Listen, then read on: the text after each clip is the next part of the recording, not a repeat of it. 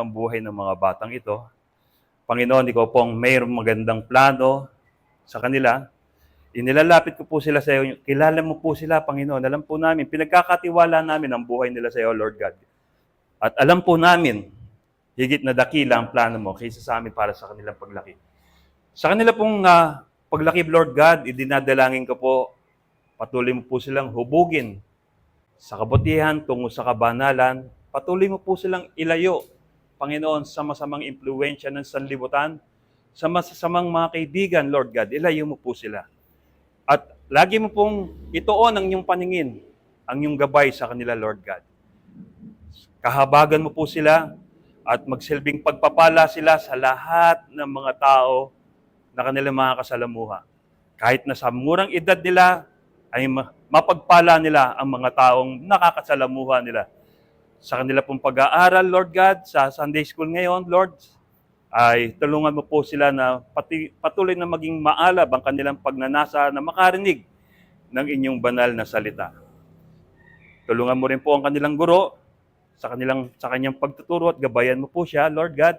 At nawa po sa kanila pong pag-aaral ay patuloy po kayong maluwalhati nila, Lord.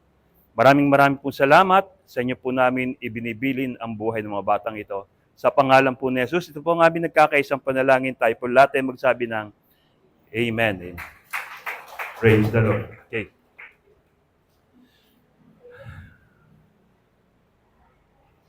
Purihin po ang Panginoon. Hello, meron ba? Praise God. Okay. Sa ating pong topic na yun ay talagang napakahalaga ng ating pong paksa sa buwang ito na kung saan ay ito'y tumatalakay hindi lamang po sa mga pangyayari o sa mga bagay, kundi maging sa ating pong pagkatao. Ano ang iniiwan nating halimbawa sa ating kapwa, sa ating mga ginagawa? Ito po ba'y nakapagdudulot ng kalakasan, inspirasyon, o demolusyon sa kanilang pagkatao? Ang topic po natin is about be a good example.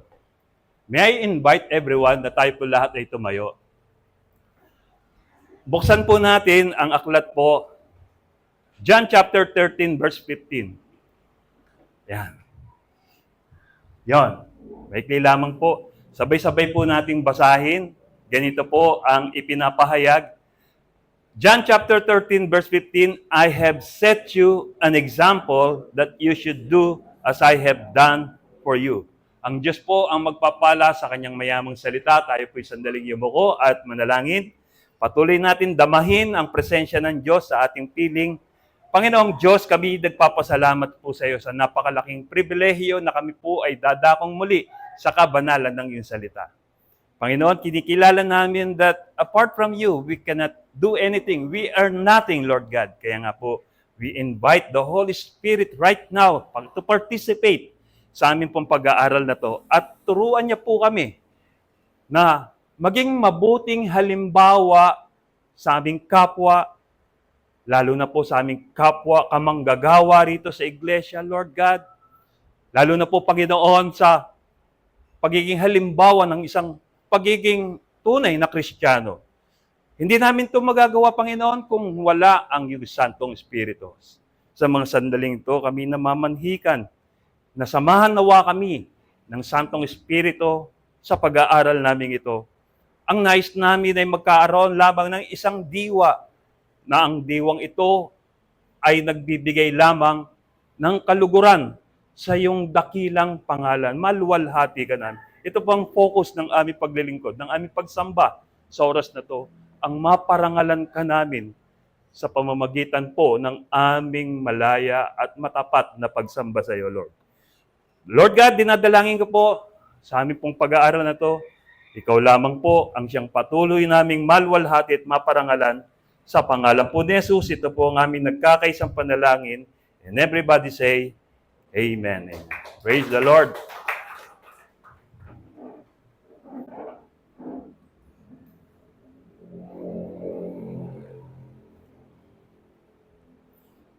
So ating pong binasa kanina, ang ating pong topic is, be a good example. Tayo po sa araw-araw nating ginagawa, ay nagiging salamin ng ating kapwa. Kapwa-tao, kapwa manggagawa sa ubasang ito, kapwa mag-aaral sa mga nag-aaral, kapwa kamanggagawa sa mga nagtatrabaho. Sinasalamin po nila tayo kung anong klaseng tao, anong klaseng mga gawa, prinsipyo, pagkatao meron po tayo. Kaya, sayo man natin sa gusto, tayo ay sinasalaminan o tayo ay nakikita nila. Lalo na po tayo na mga naglilingkod sa Panginoon, ang mga hindi mananampalataya ay walang time para magbasa ng kabanalan ng salita ng Diyos. Kaya po, ang ginagawa nila, binabasa nila ang buhay natin. Sa pagbabasa nila sa pagbabasa nila sa ating bukas na aklat ng ating buhay sa kanila, ano kaya ang mababasa nila? Ito kaya ay mabuting halimbawa o masamang impluwensya na idudulot natin? Sa ating pong, sabi po sa Bible, sa pamamagitan ng ating gawa, tayo ay huhusgahan ng Panginoon. Kaya nga po, habang tayo ay naririto sa mundong ito, at angkin natin, taglay natin ang limitasyon ng haba ng ating buhay. Umabot ka man ng 900 years, katulad ng si Matusalem, 969 years. Darating at darating pa rin ang kamatayan. 969. Mahaba na po yun, pero meron pa rin hangganan. Ganon din po ang buhay natin ngayon. Sabi po sa Psalms chapter 90 verse 10, ang buhay ng tao ay tinakda ng 70 years old. Bonus na raw kapag umabot ng 80 years old. Pero during the time of Moses, sinabi po 120 years. Kaya po si Moses is 120 years. Kahit na gaano kahaba ang buhay natin, tandaan po natin, mamamatay at mamamatay rin po tayo. Sa ating pong kamatayan, anong alaala ang iniwan natin sa mundong ito, sa mga taong naiwan natin? Magandang alaala ba? Magandang halimbawa ba ang ating may iwan sa kanila? Sabi po ng Panginoon sa John chapter 13 verse 15 na ating key verse, I have set you an example that you should do as I have done for you. Nagbigay ako ng halimbawa sa inyo na dapat nyong tularan. Paano kasi ganito Paano mo, in our introduction, sabi, paano mo tutularan ang isang bagay, pangyayari, o ang isang tao kung wala kang halimbawang nakikita? Di ba? So, kinakailangan sa panggagaya o sa pagtulad natin sa mga tao, kailangan may pattern tayo. Meron tayong tinatawag na halimbawa. At itong halimbawa na to ay atin pong minsan na nagagaya. Alam niyo po, sabi, ang sa Genesis chapter 1 verse 1, sabi, God created heaven and earth. Tapos dinugtungan po yun, and everything is made in China. Bakit? Kasi itong China na to, dalubhasa sa mga panggagaya. Maraming pag sinabing pag made in China, imitation. Di ba? So, gano'n, no? Maraming, lalo na sa mga kalakal nila, no? Kaya, mas lalo silang naging mayaman dahil sa lahat ng mga produkto nila is all purely imitation. Pati yung mga makinarya nila. Nung naalala ko po ng panahon ni Marcos, nung una yung tatay, marami siyang inopen niya ang ating bansa sa pagtatrabaho sa iba't ibang bansa. Nagpadala siya ng mga magagaling, mga dalubhasang mga manggagawa, lalo na sa China, at winelcome naman ng mga Chino o ng bansang China ang ating manggagawa. At doon tinuruan ng mga manggagawa nila ng kung paano gumawa ng magiging produktibo. Ngayon, marunong na sila. Tayo naman po, ang kanila pong sinasamantala. Alam ko po, tayong lahat aware sa nangyayari sa kanilang ginagawa na pananakop sa ating karagatan. Amen po ba? So ganito po, totoo po yan, kahit na hindi po kayo magana, yun po ang katotohanan. Ngayon po, balikan po natin, no? Sinabi ng Panginoon sa atin, I have set you an example. Pinakita ko sa inyo ang magandang halimbawa na dapat ninyong yung tularan. Sabi, nagpakita ako ng magandang halimbawa sa inyo na kung saan ay dapat nating tularan. Alin po doon sa mga mabubuti niyang gawa ang atin pong dapat tularan. Sabi po, mga mabuting halimbawa ng mga alagad na ginaya nila, na tinularan nila sa ating Panginoong Hesus. Una po, sabi, halimbawa ng kasipagan. Sa ikalawang Tesalonica, Kabanata 3, talatang 9, sabi po dito ni Apostol Pablo sa mga taga-Tesalonica, ginawa namin ito hindi dahil wala kaming karapatang tumanggap ng tulong galing sa inyo, kundi para bigyan kayo ng halimbawa para sundin ninyo. Ano po ba rito yung halimbawa? Kung babasahin natin yung previous verse, yung mga nasa taas ng mga verses, ano po bang mga halimbawa ang tinutukoy rito ni Apostol Pablo? Hindi sila umasa sa iba. Paano? Nagtrabaho sila. Habang nagtatrabaho sila, habang naglilingkod sila sa Panginoon, nagtatrabaho sila para hindi sila maging pabigat sa mga miyembro. So, yun po ang halimbawa na tinutukoy rito ni Apostol Pablo. Ikalawa, hindi sila naging pabigat sa mga miyembro. Kung hindi, ang kanilang pinagkakakitaan ay ibinabahagi nila sa mga kaanib, sa mga kamanggagawa natin, sa mga kamanggagawa nila roon. Kaya nga po, ang iglesia ay patuloy na, during their times, ang iglesia ay patuloy na dumadami. And the Lord added to the church those who've been saved. Sabi, lagi raw po nadaragdagan dahil sa mabuting halimbawa na ipinapakita ng mga apostol, ng mga alagad nung time na yon. Nagtrabaho sila habang sila ay naglilingkod sa Panginoon.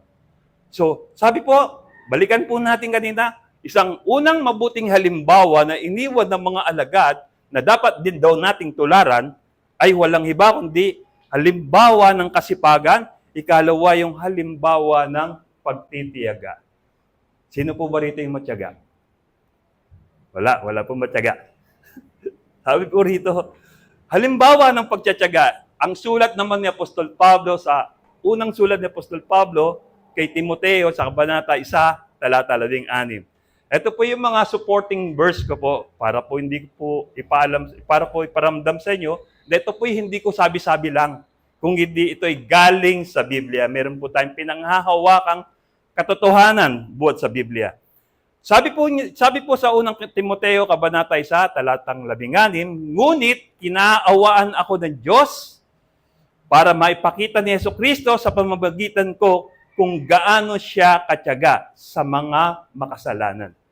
Magsisilbing halimbawa ang ginawa ni Kristo sa akin para sa iba na sasampalataya sa Kanya na pagkakalooban niya ng buhay na walang hanggan. Anong uri daw po ng halimbawa ang iniwan dito na ginagaya ni Apostol Pablo na ginawa ng Panginoong Hesus? Ito po yung halimbawa ng pagtsatsaga. Kanina natanong po sa inyo, sino po ba rito yung patuloy na nagtsatsaga? Alam niyo po sa paglilingkod natin sa Panginoon, minsan talaga, parang ramdam mo nakakapagod. Parang ramdam mo minsan, parang ikaw na lang ang kumikilos. Parang pakiramdam mo, hindi ka nakikitaan ng iyong pagpapagal. Parang baliwala yung pagod mo para sa mga tao. Pero sa totoo lamang po, hindi tayo dapat sa tao tumitingin kung anong nakikita nila sa atin ng uri ng paglilingkod na ginagawa natin. Ito po'y walang iba kundi ang Panginoon ang nakakasiyasat ng laman ng ating mga puso.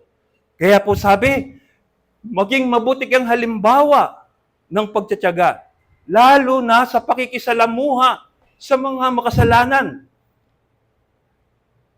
Nakakalungkot lamang pong isipin, minsan porke alam natin na ang ating kapwa ay nagkukulang, ang ating kamanggagawa rito sa iglesia ay nagkukulang, hindi na nagiging kalamo, hindi na nagiging aktibo. It's about time para layuan siya? No. Dapat nga lalo mang pinapollow up eh. Sino po ba rito yung nagpa-follow up sa mga hindi na nag-a-attend dito sa church? Ang sabi, maging matyaga ka eh. Ngayon, kalimbawa, yung mga kamanggagawa natin dito, hindi na natin nakikita. Hahayaan na lang ba natin sila? Hindi ba natin sila dadalawin sa kanilang mga bahay? Follow up. Sabi, maging matyaga ka sa pakikisalamuha sa makasalanan. Paano matutuwid? Yung mga nanghihina, hindi ka na rin ba magiging matyaga?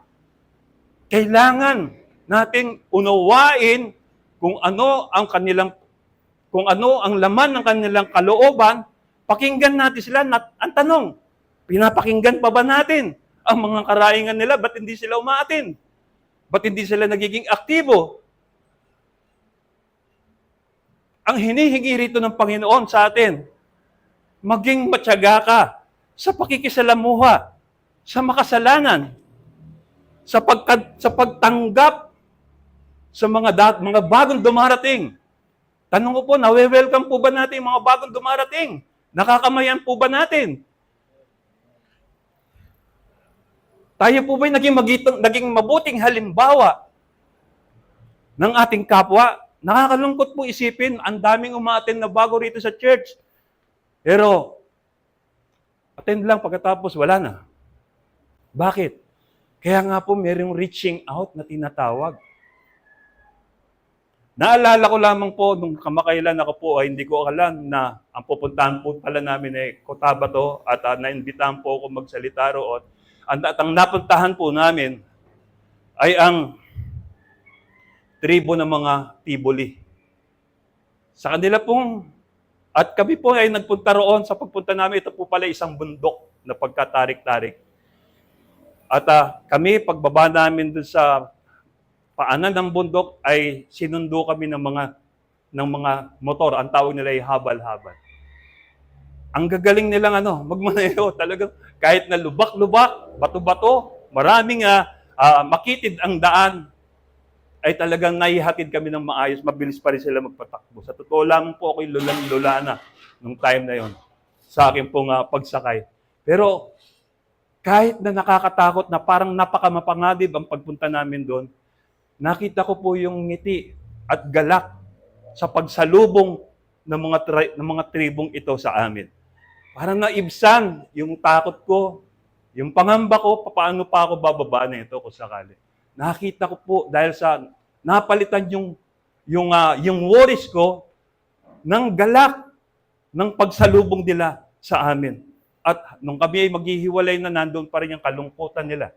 At ang mga pag-asa nila na, mga bilin nila sa amin na, balik kayo balik kayo, gusto namin kayo ulit makasama. Ganito din po ba sa ating church?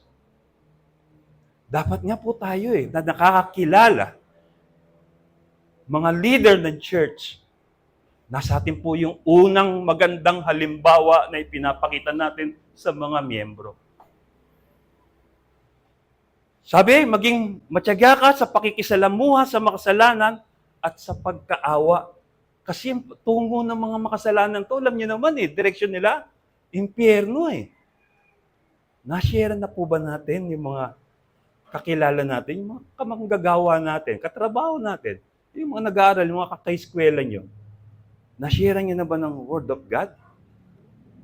Yung mga kapitbahay natin, na-share na ba natin? Yung mga taong miyembro ng church na matagal nang hindi umaattend, nabisita nyo na ba? Na-follow up nyo na ba? Inabot nyo na ba? Naipag-pray nyo ba ang tahanan nila? Ganito po ang ginawa ng Panginoong Yesus. Kahit na siya ay hinatulan ng mga relihiyosong tao na ang taong ito ay nakikisalamuha sa makasalanan. Tandaan po natin, ano po ba ang unang layunin ng Panginoon Jesus? Sabi niya, naparito, I have come. Hindi para sa matuwid, kundi sa mga makasalanan. So yun po. At ikatlo pong halimbawa na iniwan sa atin ng Panginoon na tinutularan ng mga alagad na dapat din nating tularan ay yung halimbawa ng pagkamakatao. Sa unang Timoteo, Kabanata 4:12, talata 12, huwag mong hayaang hamakin ka ni numan dahil sa iyong kabataan. Sa halip, maging halimbawa ka sa mga mananampalataya sa iyong pananalita. Kumusta yung pananalita natin sa mga mananampalataya po natin? May pag-ibig pa po ba? Nararamdaman pa po ba ng mga miyembro ninyo na ang pananalita nyo ay may halong pag-ibig? Nararamdaman pa ba nila yon? Ikalawa po, sabi po rito, maging halimbawa ka sa pag-uugali. Ano bang klaseng ugali meron ka? Naluluwalhati mo ba ang Diyos sa ugali mo? Sabi rito kasi, ang unang-unang basihan ng taong nakipagkaisa kay Kristo, walang iba, pagkakaroon ng transformed life. Yung pagbabagong buhay mula nung nakipagkaisa siya kay Kristo. 2 Corinthians chapter 5, verse 17. Ang sino mang nakipagkaisa kay Kristo ay isa ng bagong nilalang. Wala na ang dati niyang pagkatao. Siya ay bago na. Kumusta po ang ugali natin ngayon? Binago na nga ba ng Panginoong Hesus dahil sa pakikipagkaisa niyo sa Kanya? Nandun pa rin ba yung pagiging maramdamin mo? Magagalitin mo? Nandun pa rin ba yung ugali mong madaling ma-depress? Yung mga negative emotion, napanood ko minsan si Doc Willie Ong eh. Nagulat ako, sobrang payat niya. Sa sobrang payat niya, nagsalita siya. Alam niyo ba, ba't ako nagkaganito, nagkaroon ako ng cancer? Hindi niya sinisisi yung mga kundi pinapaliwanag niya lang. Nagulat ako, ba't sobrang payat na nito? Nagtuturo to ng kalusugan. Sabi niya, nagkaroon ako ng ganitong cancer dahil sa mga negative emotion. Nagkaroon siya ng negative emotion dahil sa mga negative bashing na babasa niya. Ngayon ganito nangyayari. Sinasabi ko lamang po ito, no? Malaking factor sa ating kalusugan ang mag-isip tayo ng mga negatibong bagay. Mag-isip ka ng mga malulungkot na pangyayari sa buhay mo, yung mga mag-ipon ka na sama ng loob, nang hinadakit sa iyong kalooban, ipunin mo lahat yan. Pero tandaan mo, hihina ang immune system mo at magwe-welcome ito ng mga karamdaman katulad po ng paliwanag ni Doc Willie Ong. Nagkaroon ako ng ganito because of negative emotion.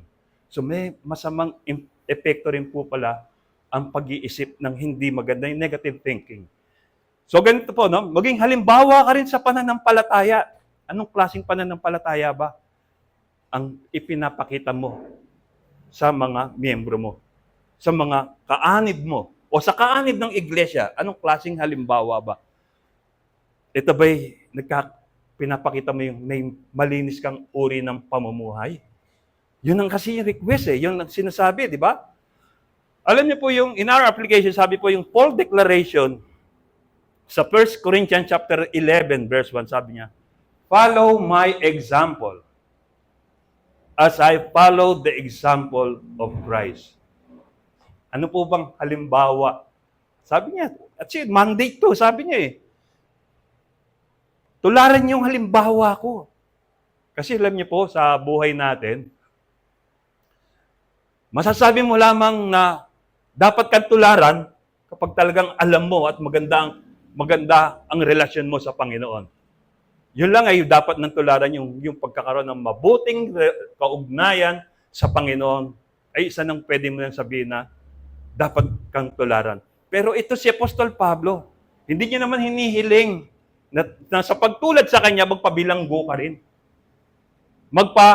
palo ka rin sa bilangguan. Hindi niya man hinihiling yun. Ang hinihiling niya rito, tularan ninyo ang halimbawa na ipinakita ko sa inyo sa pamamagitan ng pagtitiis, pagtitiyaga, pagpapakumbaba, pag-abot sa mga sa mga Gentiles, nation, pag-abot sa mga hindi sumasampalataya.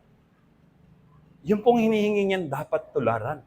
Na kung saan ay ginawa rin naman ng ating Panginoong Hesus sa atin. Na kung saan, kahit na siya ay kahit na alam niyang papatayin siya ng mga tao, hahamaking dudustayin, focus siya sa kanyang misyon na iligtas, ilapit ang mga tao sa Ama. Sapagkat minsan nang nawalay at patuloy na pinaghihiwalay ng kasalanan ang tao sa Diyos. Kaya anong mission niya? Etong kasalanan ito ay gibain, alisin sa mga tao, pero sa pamamagitan naman ng initiative ng mga tao na ihingi at tanggapin si Jesus yung offer niyang sacrifice para tayo ay maligtas. Sabi niya, halimbawa rin po ng ating ng pagiging makatao ay yung iniwan niyang kwento, halimbawa, o yung isang parable na iniwan niya sa chapter 10, verse 37 ng Luke. Ito po yung pangyayari na merong isang manlalakbay. Merong isang manlalakbay na ang tawag dito ay para bang salita natin ay hinold up, ano ba yung salitang ano yun? Meron para bang na kung saan ay tinambangan. Yan, salamat sa Lord. Tinambangan ng mga tulisan. Pinagnakawan, hindi pa natuwa, binugbog, at halos patay na nung kanilang iniwan. Nakahundusay sa kalsada at talagang helpless, so much helpless. Dumaan ng isang pariseo. Pag sinabing pariseo, ito yung mga taong naglilingkod sa Diyos, yung mga taong maka-Diyos, nagtuturo ng kabanalan. Ito yung mga taong sa tingin nila, sila yung pinili ng Diyos. So, nakita nila, dumaan siya, nakita niya yung may nakahandusay, iniwasan niya yung taong nangangailangan ng tulong. Pangalawa naman yung Levites. Alam niyo po yung Levites, sila yung sa lahi ni Jacob, sila yung pinili ng Diyos na maglilingkod sa Diyos. Yung lahi nila. Kaya wala po silang lupain. Kaya sila ang binigyan ng karapatan, yung lahi nila na maglilingkod sa Diyos. Dumaan din yung Levites, pero iniwasan din, nag-iba siya ng daan. Hindi niya tinulungan yung helpless na tao na yun. Pero dumating yung isang Samaritano. Alam niyo po yung Samaritano na itinuturing ng mga Israelita na ito raw po yung parang mababang uri ng Israelita, ganon. Kaya po nangyari, itong Samaritanong ito dumaan, nakita niya yung binugbog na nakahandusay. Alam niyo ginawa, naawa siya. Sa kanyang pagkaawa, nilinis niya yung sugat. At yung kanyang alak ay talagang pinamuna sa kanyang mga sugat. At hindi pa nakontento. Alam niyo po ba kung ginawa ng Samaritano? Pumunta po siya sa mga bahay panuluyan. Yung salita natin ngayon, yung hotel or mga dormitory, ganon, dinala niya ron. At ang sabi, alagaan daw yung binugbog na tao. Pagkatapos ay, kung ano magiging gastusin, babalik siya at babayaran niya.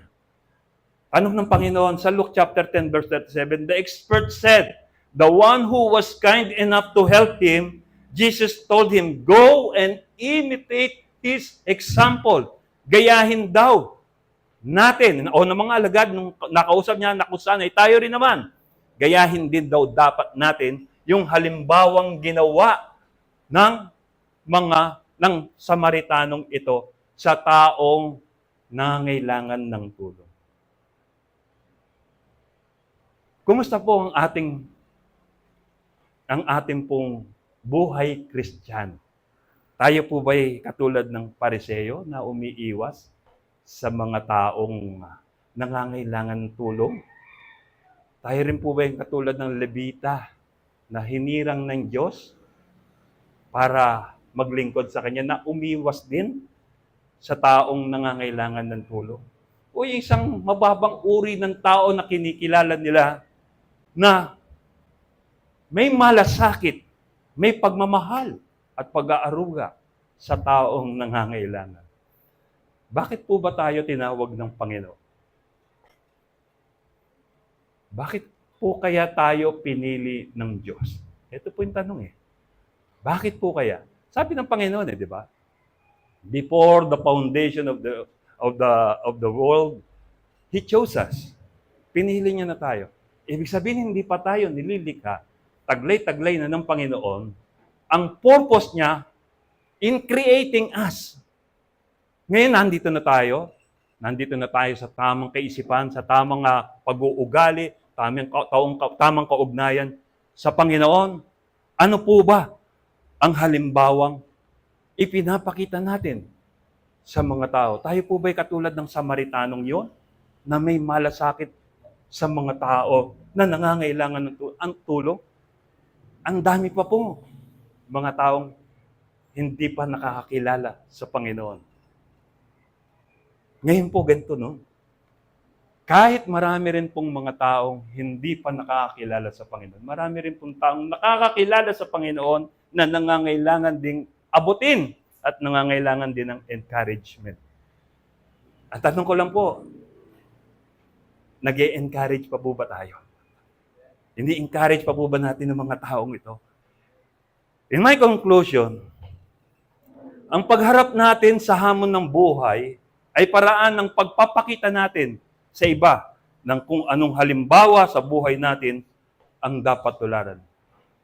Sa buhay natin, everyday, we are in battle. Nakikipaglaban tayo between good and evil, between the will of the God, between the will of God and the will of ourselves. Nilalabanan natin yan. Ano ba ang susundin natin every day? Because we are in battle. Ano ba ang susundin ko? Yung kalooban ng Diyos o yung kalooban ko? Matutuwa kaya ang Diyos kapag ginawa ko ito? O matutuwa ako lang? Ito po yung basis natin eh. How can we glorify God? Paano natin siya mabibigyan ng kaluguran? Sabi, di ba?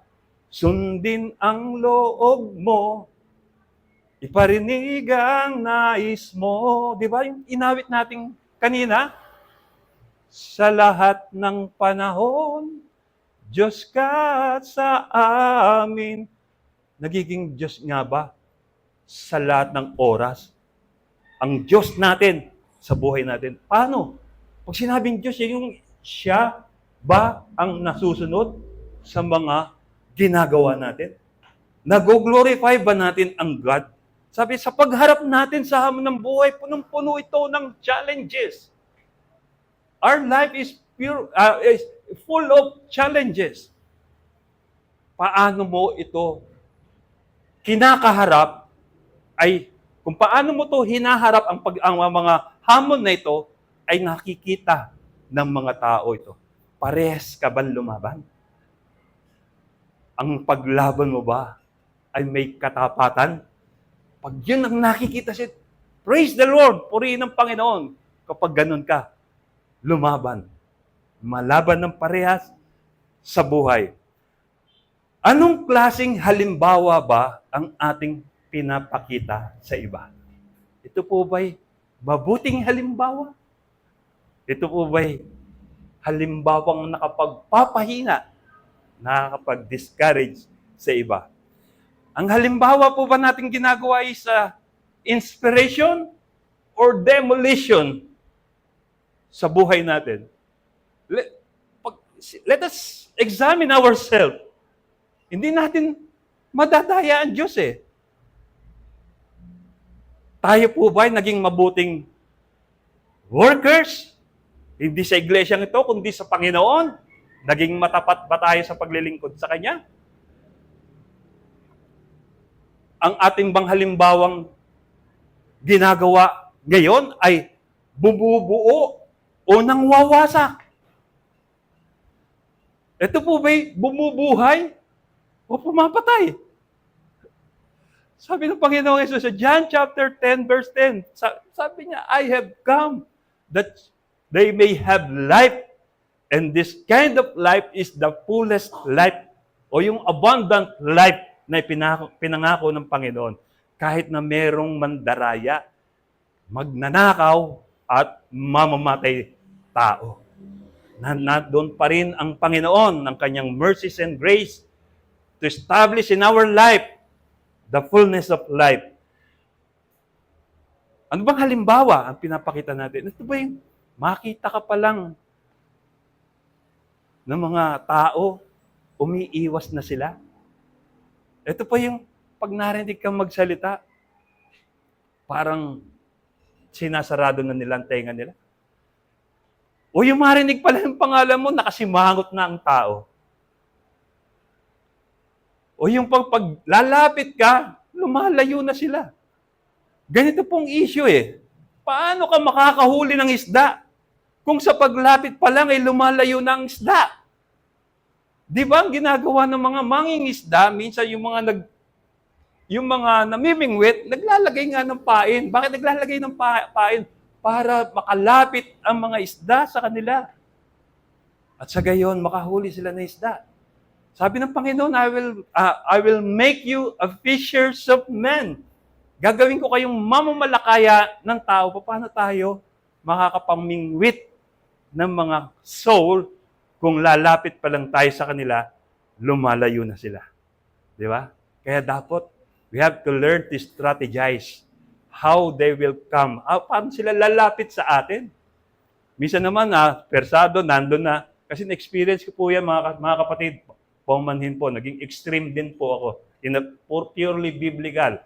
Ang mga pinangahawakan ko, sineshare ko sa kanila.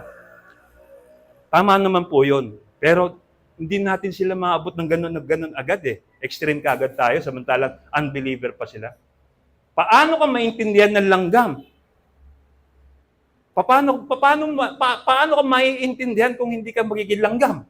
Ibig sabihin, paano mo mahihikayat ang mga hindi mananampalataya na sumampalataya sa Diyos kung ikaw mismo ay hindi lalapit, kung hindi. Alam niyo po sa sinabi na 1 Corinthians chapter 9 verse 22 ni Apostol Pablo, sabi niya, nakikibagay ako sa lahat ng tao upang kahit sa paanong paraan ay mahikayat ko sila sa daan ng kaligtasan.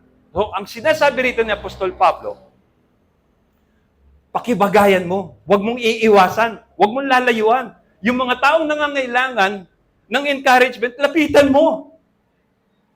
Lapitan mo, encourage mo. Ang tanong, nag-follow up ba tayo? Nagpa-follow up ba tayo? Yun ang importante sa buhay natin eh. Yun ang inihiling. Kahit ang Panginoon, nagpa-follow up, pinalo up niya nga mismo sila, Martha at si Mary, di ba? Pagpunta niya nga rin, patay na pala si Lucas, si Lazaro. Di ba? Nagpa-follow up, even Christ. Pinakitaan tayo ng halimbawa. So, nakita po natin sa buhay natin, itong isang malaking question na lamang po sa atin. Kaninong halimbawa ba tinutularan? Kaninong halimbawa ba tinutularan natin? At maganda bang halimbawa ang tinutularan mo? Sabi po ng Panginoong Yesus, I have set you an example that you should do as I have done to you. Nagpakita ako. Yung pag sinabing set, hindi lang isang piraso. Pag sinabing set, kompletong manual, kompletong module, I have set you an example. Ito, gayahin ninyo. Itong ginawa ko sa inyo na dapat yung gayahin din. Sabi niya, kahit ang Panginoong Hesus, babalikan natin hindi natin natunghayan, subalit nabasa natin sa Bible. Ipinakita ng Bible kung how He encountered yung tao sa pamamagitan ng tanging purpose niya lamang ay maligtas ang mga tao. Sabi, wala man lang siyang mapagpahingaan sa lupa. Sabi niya, foxes have hole and the birds of the air have nest, pero ang anak ng tao, yung anak, siya, ay wala man lang, there is nowhere to lay his head. Wala man lang mapagpahinga. Wala man lang mapagpahingahan sa lupa, pero pag-aari niya daigdig. Amen? Yun ang Diyos Yun ang ating Panginoong Jesus. Hindi niya pinagsiksikan ng sarili niya na, akin to, ako may likha niya itong mundong ito. Dapat niyo ako sambay. Hindi niya ginawang ganun Bumaba siya sa langit, hinubad niya ang pagka-Diyos niya, at namuhay sa piling natin. At nagpakumbaba. Sa kanyang pagpapakumbaba, ipinakita niya ang mabuting halimbawa na dapat nating tularan. Siya'y Panginoon ng lahat, pero naglilingkod sa lahat. Amen? Ang Panginoon ng lahat, Lord of Lords, pero naglilingkod sa lahat. Pinakamababang uri ng paglilingkod, paghuhugas ng paa. Hinugasan niya yung paa ng mga alagad niya, yung mga estudyante niya. Ibig sabihin, nagpapakumbaba talaga even our Lord Jesus Christ. Nagpakumbaba siya. So, ito ba'y pangit na halimbawa? Di ba napakadakilang halimbawa? Kaya mo bang ugasan yung pasmadong paa ng kasama mo? O yung nangangamoy na paa ng kamanggagawa mo, kaya mo linisin? Hindi. Ang ibig sabihin lang po rito yung the highest form of humility, of humbleness, gawin natin. Tulad ng ginawa ng Panginoong Yesus. Bumubuhay ng mga patay, pero pinapatay ng mga buhay. Nakakalungkot, no? Ulitin ko lamang po, no? Ang Panginoong Yesus nagpakita alang beses na bumuhay ng mga patay. Pero yung mga buhay, patuloy siyang pinapatay. Sa kanilang puso at isipan, sa pamamagitan ng paglimot, akala po ba natin kapag tayo'y nag-iisa lang at mayroon tayong ginagawa, akala natin walang nakakakita sa atin? Kitang-kita tayo ng Diyos. Even in a very wide screen of His vision. Ganun po ang Panginoon natin. Ngayon po mga kapatid, gusto ko lang iwan sa inyo ang isang hamon. Magiging na lang ang buhay natin. Konti na lang ilalagay natin sa mundo. Gawin na natin kung ano yung tama. Kalimutan muna natin yung mga pride natin. Alam niyo po yung mga pride na yan, yan ang minsan nagiging hadlang sa paglilingkod natin sa Panginoon. Yun yung nagpapahiwalay sa paglilingkod natin sa Panginoon. Yun ang sumisira sa pananampalataya natin. Limutin na natin yung pride natin. Ibigay natin sa Diyos. Sabi nga niya, sorry po, hindi po ito bagong, hindi ko po siya pinopromote, si Eli Soriano. Kapag nasumpungan mo na yung mabuti, gawin mo na agad. Huwag ka na magpatumpik-tumpik. Gawin mo agad pag pinaisip ng Diyos sa iyo. Si nangangailangan ng follow-up mo. Dahil meron siyang sasabihin, na ikaw ang gagamitin para ipasabi sa kanya to encourage him or her. Kaya po mga kapatid, sa mga sandaling ito, siyasatin natin ang ating sarili. May I invite everyone to rise up. Tayo po lahat ay tumayo. At tayo po'y manalangin. Saliksikin natin sa mga sandaling ito, laman ng ating pong isip. Alam niyo po, kitang-kita tayo ng Panginoon. Kitang-kita tayo ng Diyos. Sa totoo nga lang po, bago pa natin banggitin sa panalangin, mga sasabihin natin, alam na ng Diyos yan. Kaya ito po yung pagkakataon, linisin natin laman ng ating isipan. Laman ng ating mga puso. Ano man dito ang bagay na hindi nakalulugod sa ating Panginoon, isuko natin sa Panginoon. Alin man dito ang bagay na nakapag-grieve, nakakapagpighati ng Santong Espiritu sa atin, ibigay natin sa Panginoon, isuko natin sa Panginoon. Sapagkat ang nais ng Diyos sa ating mga buhay ngayon ay magkaroon tayo ng pusong dalisay, pusong tapat na sa Kanya'y nagmamahal. Undivided heart. Hallelujah. Lord, maraming salamat sa revelation mo, sa kapahayagan mo sa aming mga buhay. Sino po sa amin dito makapagsasabi na siya'y matuwid? Wala po, Panginoon. For you said in your words, Panginoon, na ang lahat ay nagkasala at hindi umabot sa iyong kaluwalhatian. Panginoon, ano man yung mga pagkukulang namin? Ano man yung bagay na iniutos mo sa amin na hindi namin nagampanan, Panginoon, ito po kami nagpapakumbaba. Nagsusumamo sa inyo, patawarin mo po kami, Lord God.